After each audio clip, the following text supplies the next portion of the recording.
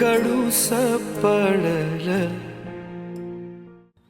मी एक शेतकरी आहे. मला दुष्काळ पडल्यामुळं माझ्या पिकाला भाव नाही भेटला.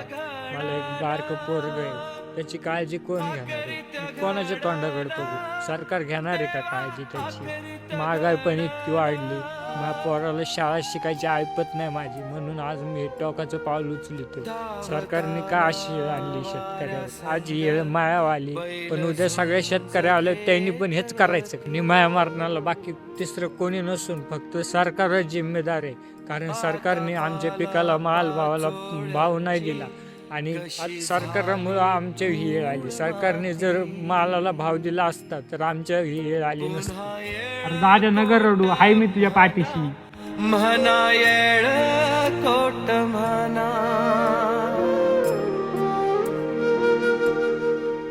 दाव आता